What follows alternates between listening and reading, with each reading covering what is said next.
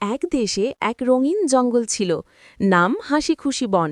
সেখানেও থাকত অনেক প্রাণী, ডাইনোসর রেক্স, সিংহ রাজা সিংহ, বাঘ তিগু, কুমির কুমকুম, হাতি বাদল, সাপ লালু, হরিণ রিনা, আর দূর পাহাড় থেকে মাঝে মাঝে আসত শক্তিশালী কিংকং। সবার সাথে বন্ধুত্ব ছিল, কিন্তু মাঝে মাঝে তারা ছোটখাটো নিয়ে ঝগড়া করতেই ভুলত না। একদিন একদিন জঙ্গলে বড় সমস্যা দেখা দিল।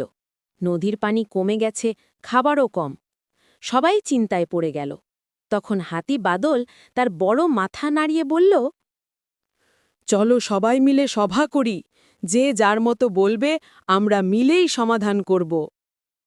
সবাই খুশি হয়ে রাজি হল। সভা শুরু। প্রথমে কথা বলল ডাইনোসর রেক্স। রেক্স, আমি বড় আর শক্তিশালী, কিন্তু শুধু শক্তি দিয়ে সব হয় না। পানি বাঁচাতে আমরা নতুন লেক বানাতে পারি। তারপর হরিণ রিনা বলল, আমরা গাছ কাটি কম, নতুন চারা লাগাই, বৃষ্টি হলে পানি বাড়বে। কুমির কুমকুম মুখ খুলে বলল, আমি নদীতে থাকি, সবাই যদি নদীতে আবর্জনা না ফেলে তবে পানি পরিষ্কার থাকবে।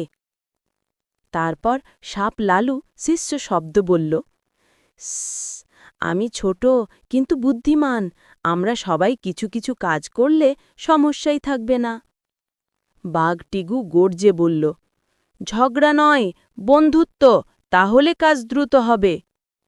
সিংহ রাজা সিংহ মাথা নেড়ে বলল, তাই ঠিক, আমি রাজা হিসেবে ঘোষণা দিচ্ছি, আজ থেকে সবারই মিলেমিশে কাজ করবে। শেষে গাছ কাঁপিয়ে হাজির হল কিংকং। হা হা, আমিও সাহায্য করব, আমার বড় হাত দিয়ে আমরা বাঁধ বানাবো।